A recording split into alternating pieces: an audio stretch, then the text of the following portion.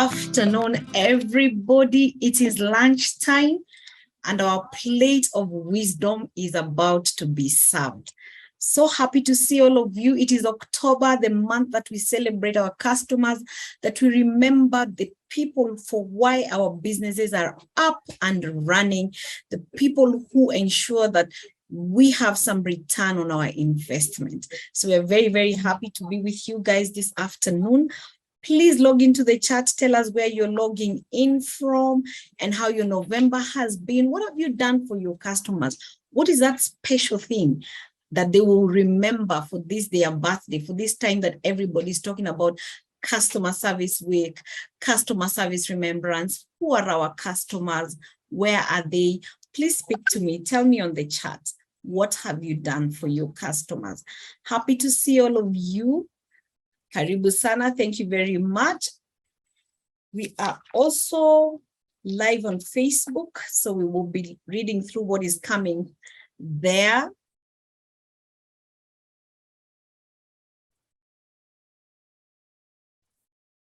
Candy. Someone says they have eaten candy this month. They have eaten a lot of candy this month of October. That means you're a customer somewhere and you have been appreciated with candy. This afternoon, we want to speak about customer experience excellence, business growth strategies.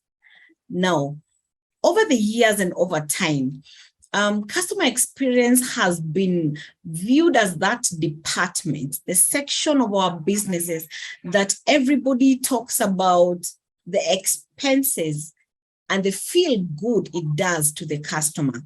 And I think what we need to ask ourselves is, because when it comes to budgets, CX is seen as we want a budget for this, we want a budget for this, we want a budget for this. Is there a return on these investments? Because often in boardroom, the discussion is always, how much are we spending? How much are we getting? It is a high time that customer experience is viewed as a resource center, as a space that actually gives income to the business. Have businesses made the necessary headway to enable CX to have a more impactful positioning? Now, has a return on investment for CX excellence been duly appreciated in different businesses for our businesses? Now, who better to speak to us than somebody who is well experienced and accomplished in this field? Ladies and gentlemen, we are privileged, we are honored to be joined by Julius Odemba. I will tell you about Julius, and I'm happy to tell you about Julius because rather than what is written, I can attest to this because I have worked with Julius. He's an accomplished CX practitioner with expertise in customer journey mapping, contact center management, complaints management, digital CX, machine learning. He is proficient in designing and delivery of customer experience strategies through all customer touchpoints. He has proven record to deliver with leadership, with immense ability to work with people across all geographies. We are talking about multinational experience. Now, Julius is currently the group head of customer resolution and customer centers at EcoBank Group, ETI. He's covering over 33 countries in Africa, 4 countries out of Africa, that is France, Dubai, China, and UK. Julius, he's worked with other leading brands like Standard Chartered Bank. He has worked with Cooperative Bank, Safaricom, Liberty Insurance, and Crown Paints. Not only that, Julius has a master's in business administration from the University of Nairobi, a bachelor's degree in physical sciences from Jomo Kenyatta University of Agriculture and Technology, with a postgraduate diploma A from IHRM. Beyond that, he extends his customer experience home. Julius is an adoring husband and father to 2 lovely children. So happy to have you, Julius. I want you to now come in and talk to us, Julius, if you may. Thank you. Anastasia, thank you. Okay, good afternoon, everybody. Julius Odemba is my name, just like Anastasia said. I work for EcoBank, the group, as just she said it so well, so I wouldn't even repeat that. So today, I wanted us to talk about the topic that Anastasia has given me to handle, but I will share about my experiences. When I see the audience, I see we are about 67 going to 70. And I see some names that are gurus in CX. So I won't claim to be the knowledge bearer of all these things. So I'll rather just share my experience and what has worked for me, in terms of how do we bring out the ROI of CX to business? Can those people in the boardroom listen to us? What will it take for them to listen to us? So I'll more share my experiences and then we'll have a conversation. I prefer that we talk more. So I'll try to rush the presentation and then we get time to talk more. This meeting for 1 hour, so I'll just get started. Anastasia, can I go ahead and share my screen? Yes, Julius, you may proceed. We're having very many people on the chat saying they're happy to see you and they are happy to represent different organizations that they are there. We have Tina Soko, yes, so you may proceed. Perfect. Okay, let me see my screen. So, so the title is the ROI of CX. The ROI of CX. That's what I want to talk about today. Now, the objective would be simple: to understand or discuss the ROI of CX, the business, the bottom line. How does CX contribute to the bottom line? What I want us to focus on, what I want us to understand at the end of this discussion is, can we make the CEO listen to you? Can the CEO, can you bring out the value of CX in a way that the MD or the executive team can understand the business benefit of CX? Many times we are able to speak very many nice things, but at the end of it all, some people just feel, just like Natisha said, this is just some nice people talking nice things, but really, where do we put the value of it? Can they touch the money? Can they touch the money? That's what they want. Can they touch the money? Can they put money behind?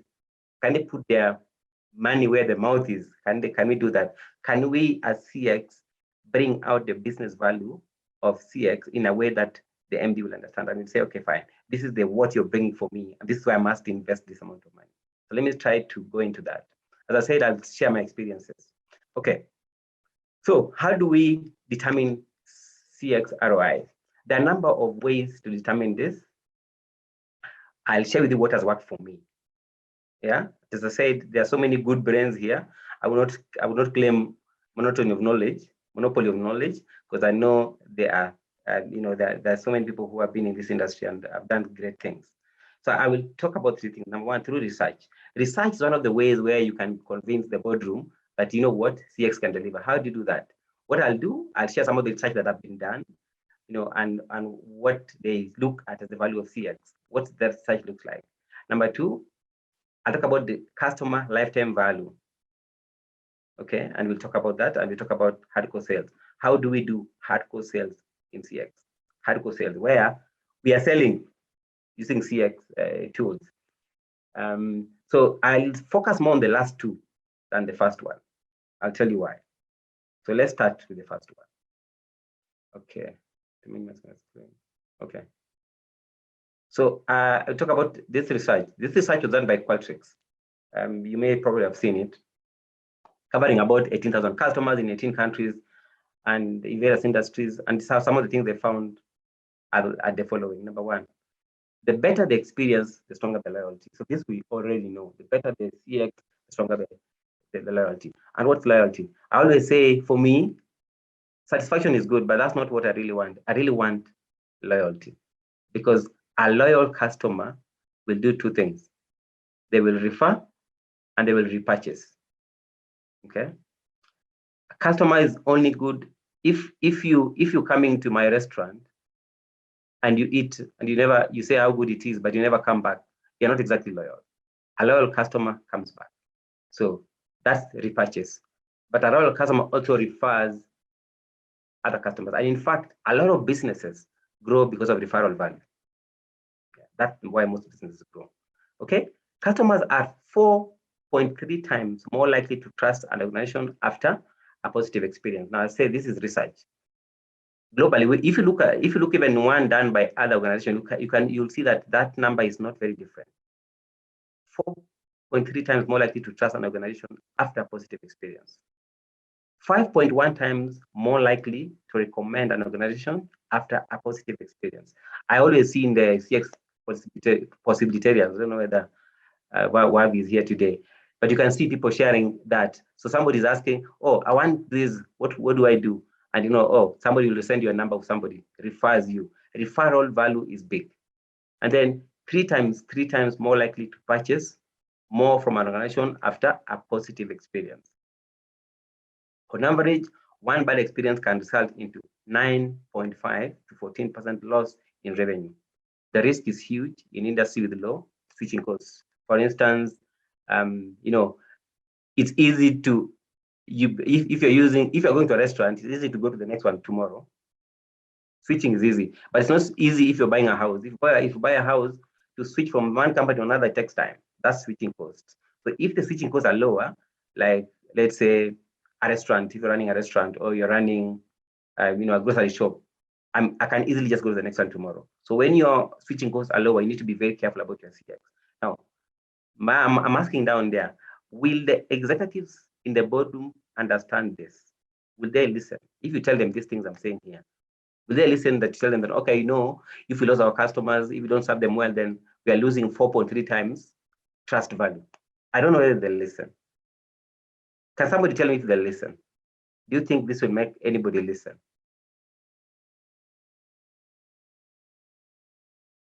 I saw Orlando here. Orlando, are you there? Okay. So I'm not so sure they'll listen. I'm not sure they'll listen. They will just tell this a beautiful word that CX people always say, you know, like, oh, it costs this, but where is the money? So I just want us to go to the money. Where is the money? This research is true, and we know that the value of CX is big, but challenge is putting it money terms. So I want to go into this way of putting money terms. And that's the one I want to talk about. That's the customer lifetime value. I've seen this work for me in my CX journey. I've seen using customer lifetime value to explain the value of CX, to explain the revenue of CX work in a lot of boardrooms. So how do you do that? Customer lifetime value is the total worth of a business to a business of a customer through the whole period of the relationship. That's the customer lifetime value. So you can simply put it as the measure of the total income that a business will get from the customer for the whole period that they have the relationship. That's the customer lifetime value. That is easy to calculate because, and I'll show you how, you just look at what revenue you're getting from a customer and you can be able to determine that. It is an important metric as it costs less to keep an existing customer than to acquire new customers. So acquiring new customers, you have to put in marketing dollars and all these things to be able to get a new customer. And so the CLV works in the premise of retaining a customer is easier, it costs you less than getting a new customers. Unlike NPS, I know we all love NPS, CLV is linked to tangible revenue. And that's what I really want us to understand. That CLV, if you're using CLV as the way to convince your boardroom to give you dollars to do CX, you're likely to succeed because they will see tangible revenue. And as I've said, it is the amount of the worth of the customer in the time that they have a relationship with the business. That is the customer lifetime value. Let me give an example, how we can calculate it. If you have bought Kenya shillings 8,000 Christmas tree from the same vendor for the last 10 years, okay?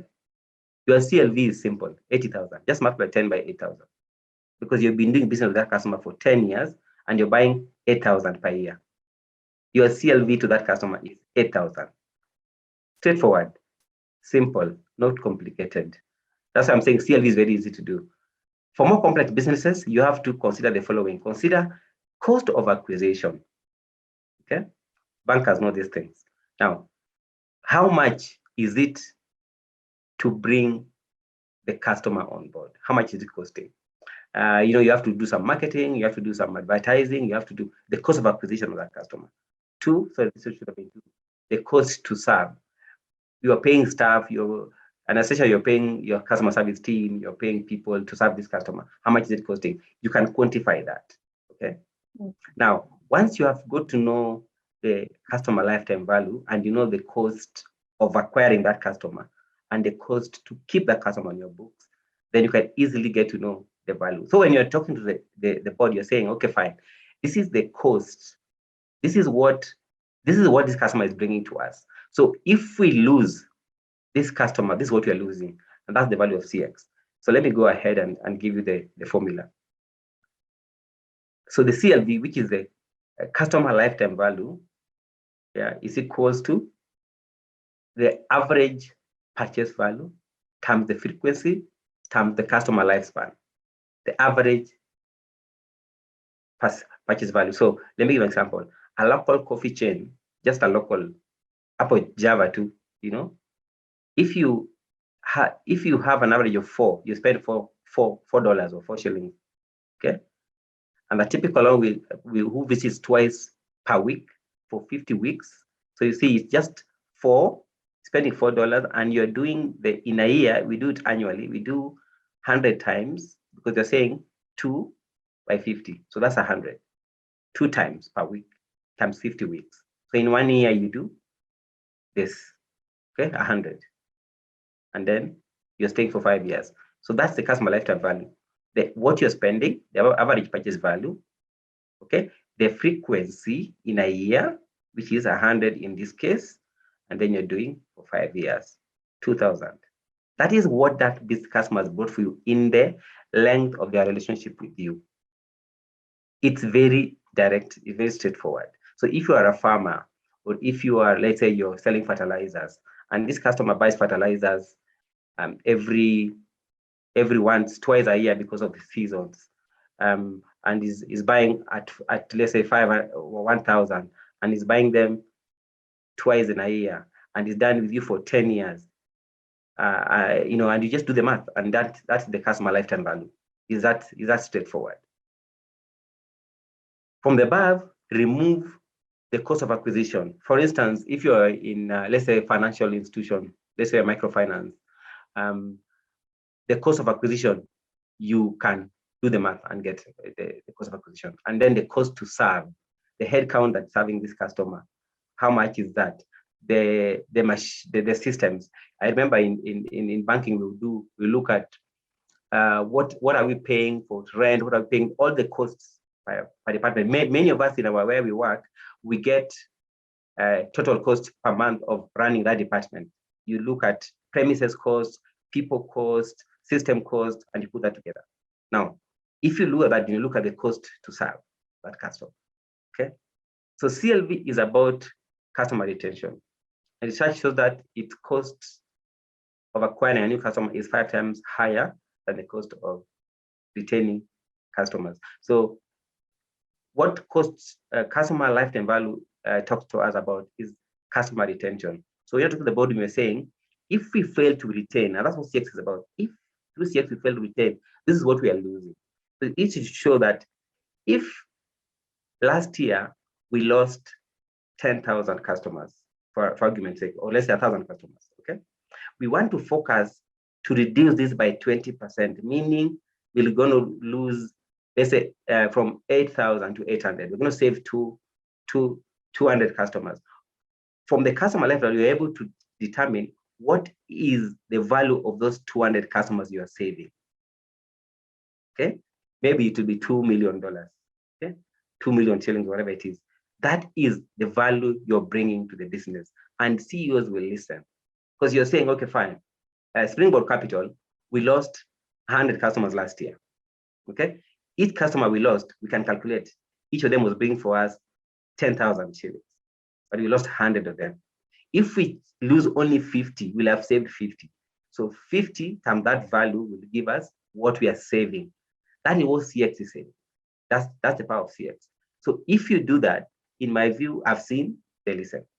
If you can talk about the figures and don't complicate it. When you Google this thing or you go into the books, it's a lot of math, but just make it simple. Just look at how much the customer is spending with you and for how long, and remove any cost of acquisition and any cost of retaining. And these numbers are available in your finance. Finance will always send these figures to show what that department is spending. Yeah, and let's say it's a bank, for instance. The bank will give you how much is the cost of one credit card. So if we lose a credit card, credit card customer, how much are we losing? Now, when you want to talk to the board, you're talking about if we lost this number, as CX, we are saying we're going to help you to retain this number. So you do the math, and that's what you're saving, and that's what CX is bringing. When you talk like that, people start to listen. Yeah, people start to listen, and they'll tell you, okay, fine. So, Nachita, you're promising you're going to save 200 customers for us, and this is the cost. They will see the value, and of course, they'll put you to task if you don't do that. Okay. Number 3, this worked for me, especially in one of my last engagements, turning your CX into a revenue generation channel, direct, not implied, direct, where people sell. People sell directly, and you see the money coming in. So the contact center unit of CX has emerged as an important revenue channel. In my experience, there are 2 revenue generation frameworks I have found successful. Number 1 is telesales through contact center, meaning you have people who sell in the contact center. And this will work in the contact center, not through your customer service in a branch. Contact center, I'll tell you why.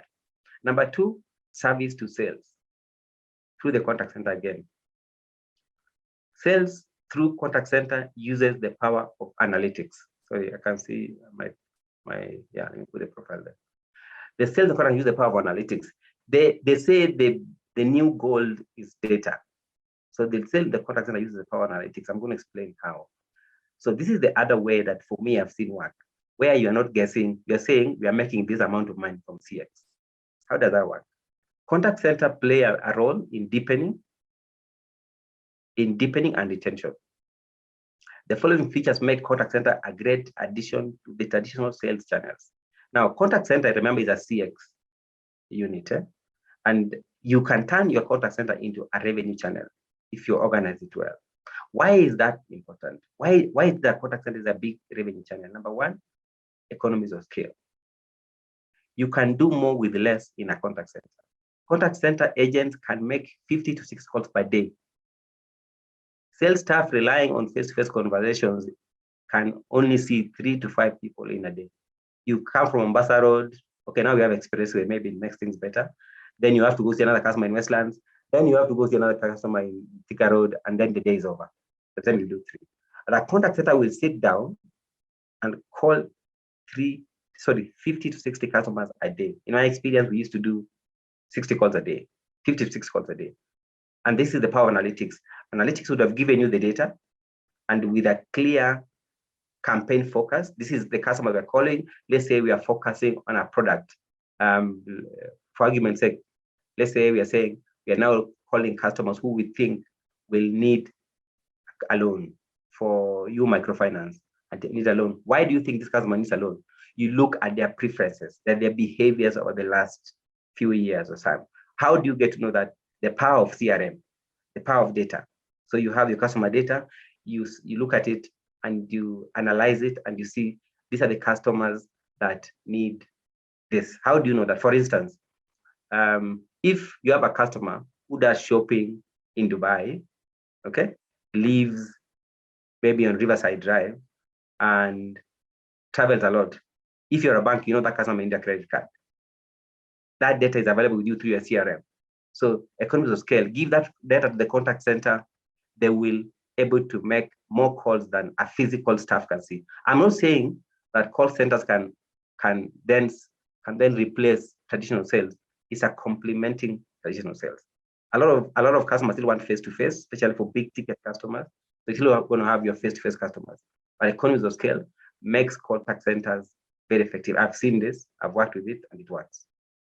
The other thing that makes contact center very effective as a sales channel within the CX department is because the team sit in a controlled environment, and it's easy to manage aspects like adherence and how agents use their time. Okay. Now, usually if you go to a typical organization, by the way, you waste 3 to 4 hours a day. Okay. Or you go in or you meet this person, you're catching up, or nobody really checks. In a contact center environment, you every time matters. So you log in and we're seeing what time you log in. When you're going for breaks, we can see. Whether you're going for this, you can see. And that's why most of us who are old enough do not like this environment, because you don't like the micromanagement. But that bad micromanagement, in a way, brings a lot of better productivity. So they are able to do more. They are able to, productivity is higher in a call center environment because every metrics is recorded. Everything. How long were you talking? Okay. How long were you talking? How long are you available? We measure things like shrinkage, like occupancy. How long were you busy talking to customers? Now that makes contact center a very good environment for doing telesales. Okay. Performance management. Contact centers have tools to drive effective performance management because each behavior is measurable. Each behavior, average handle time, how long are you talking? Number of calls you've done per day. Everything in call center is measurable, including the time you are taking to the washroom. Because you will be able to see, even when you're going for a tea break, you will enter it somewhere as a tea break. And we know, yeah, tea break this day. So when you do 8 to 5, you come in, you start maybe at 8:30. By 5 p.m., you've done 60 calls, 50 to 60 calls. Very productive. And the other thing is that the quality assurance, each customer interaction is recorded, making coaching more objective and on the spot. So for instance, in the contact center, if I say the team leader can easily just listen in, and if my sales numbers are not good, what the team leader needs to do is just be listening to my calls, and you will see where I'm making the mistakes. All these things are scripted. And as I said, the power of analytics and the CRM at the back end. So you can turn your contact center into a sales channel through adding a telesales framework into your contact center, and it works. You'll be able to do more. It will complement your team that is on the field making sales. I say there, remember that the cost of acquiring a new customer is way higher than retaining an existing one. And that's what the contact center does. It helps you to retain existing customers.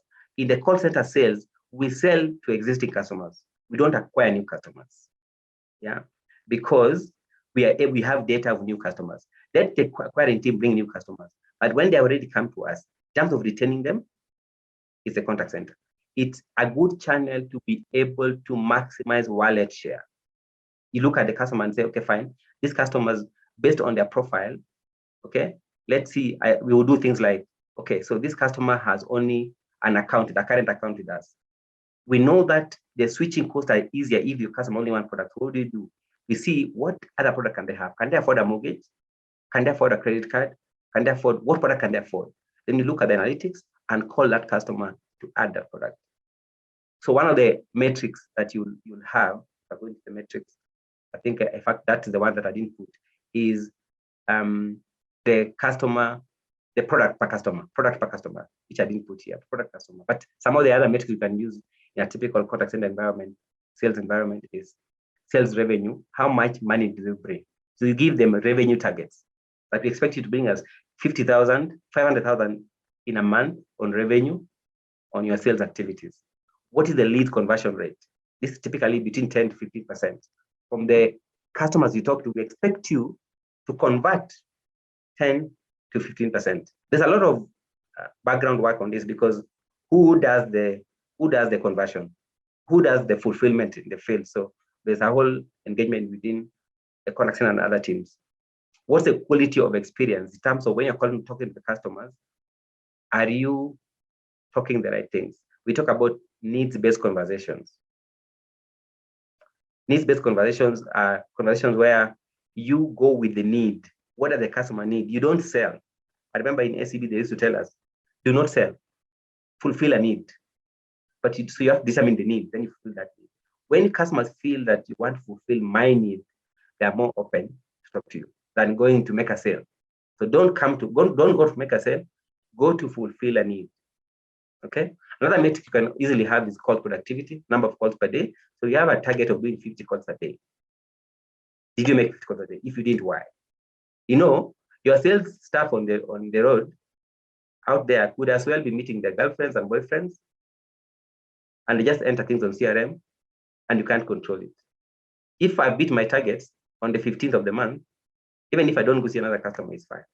The call centers, even if they have met their targets, they still have to call because you're monitoring. It's easy to see. And that's why it's a good complementary channel. Another metric you look at is your CRM. Everything must be captured on CRM. Yeah, because that's where you're going to your leads management, your productivity. You're going to be looking at your opportunities that are lost, that are converted, they're going to be logged on CRM. And then your digital penetration. This is, of course, based on industry, but how do you do that? As part of your conversations is that the more customers are on digital, the easier they are to stay with you. So it's one of the metrics you can look at. I forgot one metric we just talked about, product per customer, increasing your product per customer.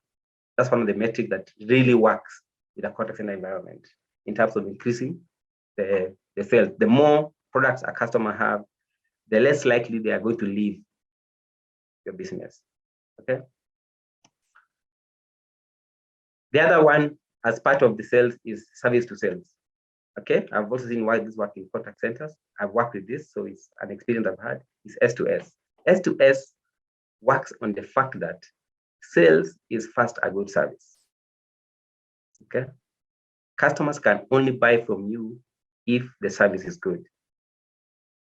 So usually what we'll do in the contact center is that, so the customer has called and is calling about, okay, thank you for calling, whatever. My name is this. So you serve the customer so well. And then as you serve the customer, you are trained as a contact center consultant to profile the customer as you talk, to see what is the need. How do you do that? Your CRM. As I keep talking about CRM. I bet this CRM doesn't have to be too expensive. I'll tell you, it doesn't have to be too expensive. So your CRM should always profile the customer to know what are their profiles. So you can see as you talk to the customer, this customer shops in let's say Woolworths, or this customer, you can see that the card is used in Woolworths, or you can see that this customer swipes her cards in Java, or this customer stays in this side of town, or this customer does the following, or the kids go to this school. So you can be able to tell, can he afford a mortgage? Can he afford a credit card? Can he afford a bank, for instance? I'm a banker, so I use a lot of banking examples. But you can customize to your industry. Can he afford the following? Can he afford the following?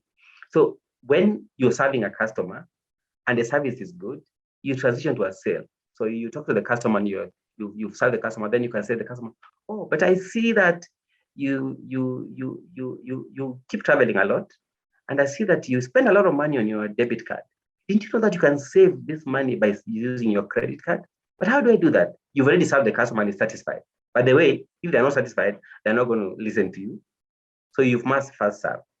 That's why we used to talk about needs-based conversations. You are noticing that they are spending money on their debit card. You know, credit card, if you use it between a certain period, you can do without any interest, without any charges. You're telling the customer that, you know what, you can actually use your credit card for this and you'll be paying nothing. That's needs-based conversations. You're seeing a need.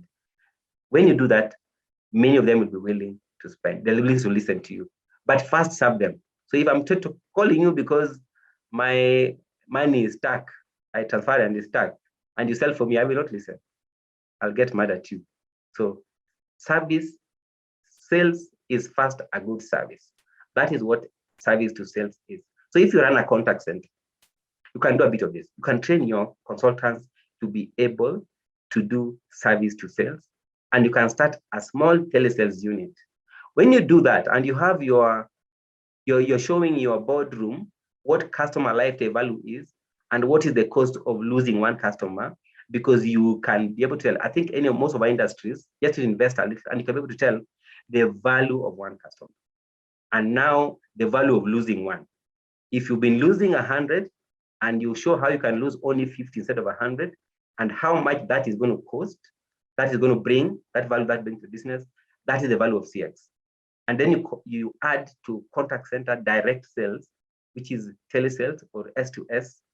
I think your board will start to listen to you. And for me, I think they've listened to me with those models that I've mentioned. Okay, some of the key enablers for this CRM system, I talked about it. By the way, these enablers can be 1,000, but let me just do the ones that I've seen for me has worked for me. CRM is my number one life. because it's the CRM where you put everything. In EcoBank, we say, my colleagues here, I've seen a few of them, like Nancy, I think I've seen Nancy, is if it's not on CRM, then it never happened. If it's not on CRM, in fact, we go into the extent of even having a target in some of our centers of CRM logs. What is the number of CRM logs vis-a-vis the calls you receive? If you received 80 calls in a day, how come you only have 40 CRM logs? Okay, so we do that. We make sure that we drive staff to use the culture of using CRM. Now, your CRM is where you'll track your leads, is where you do opportunity management and all those things. So if you don't have a CRM system, start thinking about one. And by the way, it can be as cheap as 200,000 Kenya shillings, but as expensive as 10 million, 100 million shillings, depending on just which CRM you do. I've seen people even, I was talking to a friend of mine, a former boss of mine, and in this industry, and was telling me, Julius, we just developed one internally. Okay. So there are so many CRMs. The challenge with CRMs, and what I've seen, people go for what they don't need because it sounds good. Okay. So because another company had Dynamics, you have to buy Dynamics because it's big, because it's costing millions, and you think then you come and then you're being asked, so what's the value of this CRM? And you can't say. Please, just buy a CRM that is in line with your business requirements, and I can give you referrals. Just get a CRM that meets your requirements. Don't buy a very expensive CRM. As you grow, you will need. A lot of people buy CRM that will tell them, oh, CTI, going to put a telephone integration, we'll give you an omnichannel experience, we'll give you all these things. When you come to the real work, a lot of those things do not work, because we will not do CTI, computer telephone integration, if your data is not clean. So when you're buying CRM, be sure that you're buying what you need as have your current needs. It can be very cheap, it can be very expensive. It's the most, I would say, is the most challenging tool in any customer experience environment.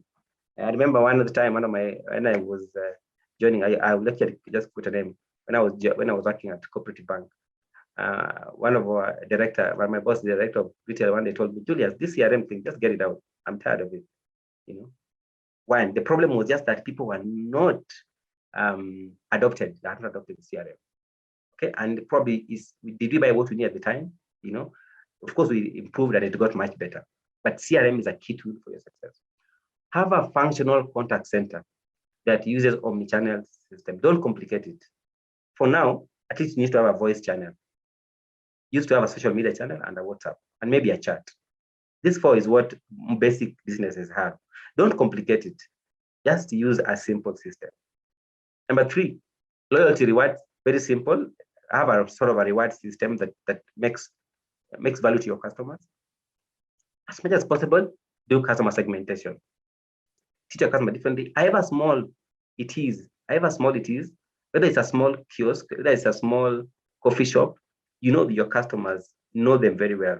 That those customers, you can even send to them a flower on their birthday. You can even visit them when they have a baby or whatever, because they give you revenue. So please segment your customers. Again, you can even use an Excel sheet. Yeah. Don't spend on this tool when you don't really understand what they're going to do for you. So those are for me some of the key success factors that have worked for me. A CRM I must have, contact center I must have, and I must have a loyalty reward program, any basic one, and I must segment my customers. But the list can be so long. These are my contacts. That's my phone number. That's my email address. Sorry, I should give you I'll put my EcoBank email address as well, just in case you want to liaise with us through EcoBank. But you can always reach out to me. What I've said here is really summarized because of time. And I don't want to get so much because it confuses people. But for more details, please WhatsApp me, call me, send me an email. We can talk about it, and it can help you what kind of CRM you need. If you have a customer, if you have a business of about 50 customers, or you're just starting, 50 staff in your company and you're just starting, do you need what kind of CRM? What kind of call center is relevant to you? You are going to have 5 agents. Do you need to invest 10 million? You don't need to do that. Okay, then we can talk. And a lot of this forum that and especially the team have organized, there's a lot of people who come in who can give you very good experience. I have people in this meeting, that 84 of us here, who again can give you very good experience that they've had. Feel free to reach out. And that's it for me, Anastasia, for now. You can handle questions. Thank you. Fantastic, fantastic, Julius. Thank you so much for that, because we can now confidently walk into the boardrooms with some numbers and actually present numbers, and the heads of finance are just going to approve our budgets for the coming year. If we just do the mathematics that you have taught us this afternoon, there's a lot of agreement coming in with you. First of all, we are all agreeing with a motto there that if it is not on CRM, it never happened. So things must happen in a way that they can be traced, that they can be tracked, and so they can be measured. I see Catherine and Mosetti are agreeing to that. We have Lois Ominde saying that understanding the customer journey map, customer feedback loops, as well as their touch points, is key when coming up with the strategy. I think we're all together coming up with the things we're going to use to present CX in the coming days. Customer segmentation, agreeing with your point on customer segmentation, is Lucy Karemi. Is also critical to get maximum value from different segments. Some questions for you, Julius. One is Geoffrey, if I can find what he had asked. Geoffrey is asking, what are the costs? And I think you've alluded to that. What are the costs of a call center? As a small business owner, how does he lay down a foundation to set a call center in the future? So if he doesn't have it, how does he lay down the foundation for future? So start working on it now. Geoffrey, thank you. Geoffrey, so you could do two things. At the beginning, honestly, maybe your benefit would be to you can do an in-house, but you can outsource. The problem in-house at the start is that you'll not have learned a lot of things, and switching costs become very difficult. So if you decide and then the business doesn't do well, and then you're wondering, how do I lay off these people? I've already bought a CRM, I bought a mail contact center solution, and how do I do all this? So what I've seen a lot of people do is that at the start they outsource. You give an expert contact center to do for you the call center, and then you say, okay, after 1 year, business will have stabilized, I can actually now bring it home. I've seen a lot of people do that. A lot of people also just go ahead, but the best way is to deal with some professionals in that industry, take the risk to them. That's what outsourcing is. They take the risk to them, you brief them on your business requirement, they decide for your call center, and then as your business grows, then you decide, do I bring it in so that I manage it myself? When I've seen a lot of companies rushing to make contact centers before they stabilize, is that they quickly want to go out, and it becomes very expensive. Because once you buy the CRM and you buy your contact center telephony system, they're not cheap, But if you're dealing with outsourced, you can be spending maybe 300,000 in a month for everything, the staff, the system. If you have, let's say, 5 agents, for instance, you can be spending 400,000 shillings per month for your system, for the people, for everything. And yet, if the business is doing well and you want to move out, it's easy to move out. You just tell them 1 month notice. We are not going to be going with this because business is not doing well. It's not as painful as now. You want to cut off your via, you already bought it. You want to lay off your people, they're already with you. So whatever is outsourcing. But feel free to call me. You can text me or WhatsApp me on that number that's on the screen there. Then we can have a deeper conversation about. I can even refer you to some people who are not do this in the industry. Yeah.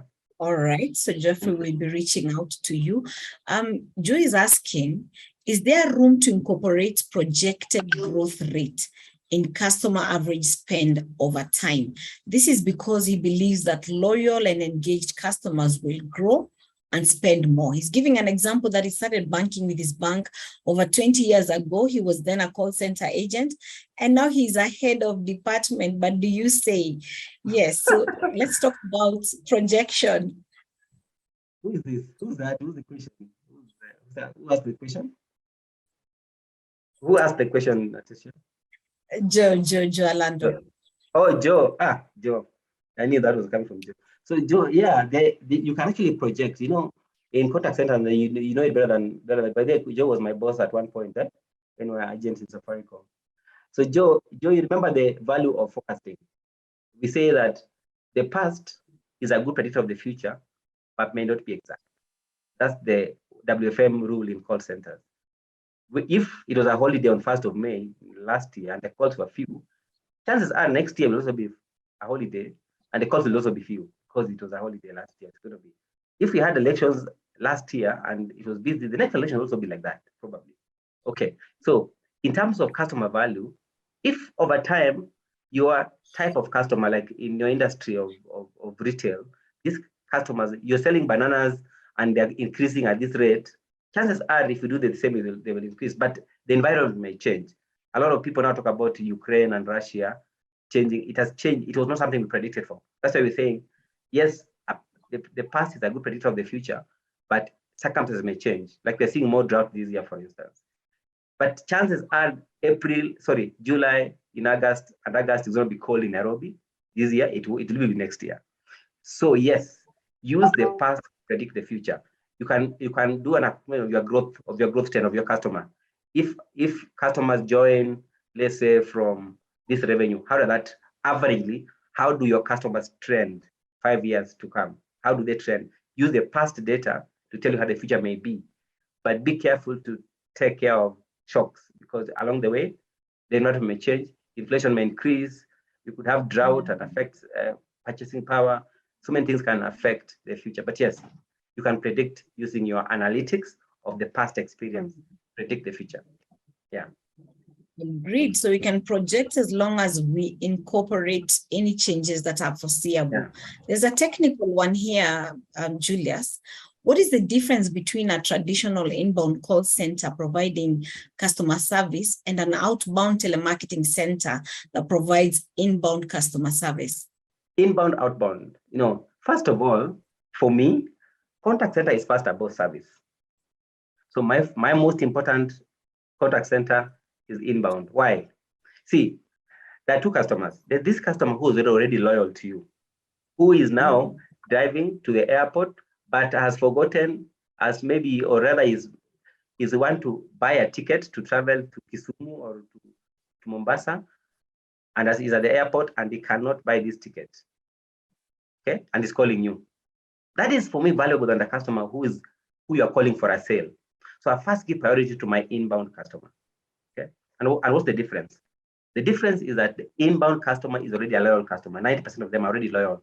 Many customers who are calling call centers are existing customers. They are not prospecting. Most of them. A few are prospecting. Most of them are loyal. When you are calling out a customer, remember that customer did not know you may be calling them. They're probably on their route. You will be disrupting them. But the customer, and that's why we're saying the power of retention. The contact center exists first to retain existing customers. Okay, so the difference is that your inbound call center is your first go-to. You can turn that inbound call center into a sales channel by bringing in the outbound activities, telesales, or even doing it service to sales, which is a service to sell is the inbound call. After you serve the customer, you see the need and you cross-sell. That's the inbound sale. That's what I call S2S, service to sales. And so that's the difference, that the inbound caller is probably the most important caller because he's already a loyal customer. Whatever they are doing, they have stopped to call you. The outbound customer you're calling is important, but remember, they did not ask you to call them. So they're not waiting for that call. Okay. Yeah. So just know how to balance it and make sure that you're not letting your customer wait on the queue for too long, the inbound customer. Do not let service sales at the expense of service, because you'll be losing more. Great, thank you very much. From Bernard, as we wind up, Bernard Ogola is asking, in setting up an efficient contact center for both service and sales, which model works best, better for business, insourcing or outsourcing? Wow, so that depends on your business. That's what I was talking about. Some people prefer to have their own contact center, some people prefer to outsource. My experience is that at the start, depending on your industry as well, outsource to somebody you trust. Okay, not all these noisy whatever that are too big for you. Yeah, if you're a small SME, for instance, and you're having a small customer base and just want 5 agents, there are some big players in the market that may be too big for you, so they may not focus on you. So if I have a customer, another outsource company, so let's say I work as I outsource contact center, and I have one customer, one of my clients give me 400 agents, and you're giving me 3. It's very hard to focus on the 3, yeah? At times. So for me, find a partner, okay, that will meet your needs, start by outsourcing it, because then you are easily switch out as you plan your strategy. As a strategy comes, as the business develops, as it matures, then make the decision in your second, third year of profitability. See, okay, fine, now we can actually bring in this house. We already made enough, and you can buy a CRM system. You can buy a contact center solutions. You can have our staff here. We can pay them well. Then you can bring back the business back to in-house. So I would start with the outsourcing as a young business, then outsource. But also depending, some businesses based on risk or compliance or what a regulatory requirement may not outsource. It may be a business requirement. But I would start outsourcing. Then I can insource if there's need to insource. Great. Thank you very much. Wycliffe is saying, excellent presentation. We can tie back the CLV to top drivers for dissatisfaction and attrition. This will accelerate buy-in when suggesting fixes, especially the ones with cost implication. And I totally agree with you. Because of time, and we don't want to take too much of people's time over lunch hour, Julius, we can reach out to you for your final parting shots. It's been my pleasure to talk to good brains here of CX. You know, we are very vibrant industry these days. So guys, I just hope that you found something beneficial. As I said, I'm not claiming monopoly of knowledge. We're just sharing. And I look forward to more of this forum where we can share. And I'm grateful, Anastasia, for your time and for Springboard for organizing this and for allowing us to have this conversation happening. Looking forward to meeting people on WhatsApp, on calls, as we exchange more. There's a lot to exchange. This is just the tip of it. There's a lot we can talk about and share experiences. Really. Any information shared is good for all of us. So thank you very much. Grateful for the time, and have a blessed weekend, everybody. Fantastic. Thank you very much. Our regards to everybody at EcoBank. We really appreciate your time and your knowledge. Thank you, everybody who has joined in. All 85 of us who have been here, and we have been impacted with knowledge, and our lives will never be the same again. Those in businesses, our businesses are going to thrive. We now understand how best to treat a customer. Segmenting our customers was my greatest pick, with those who have stayed with us and their lifetime value. That is the greatest pick. And so you can look at discounts that you can offer these customers. You can look at what other things can you and how can you reach out to them for better business. We appreciate everybody who has been on board, and we'll tell you a little bit about Springboard Capital. Thank you for joining us. We are a credit-only microfinance company. We have transformed lives by offering financial services to individuals and businesses for the past decade. Yes, we've been here for a decade. We offer reducing balance rates, which saves you money, and we are focused on ensuring that customer convenience is at the heart of our promise, of our processes. We believe in building relationships, and our relationships go beyond our traditional financing and lending to ensure that you actually grow. If you go to our YouTube channel, you're going to see testimonials from our customers, and you're going to actually confirm that this is true. We value you. We thank you for your time. This is Springboard Capital, the lending hand. Have a great afternoon.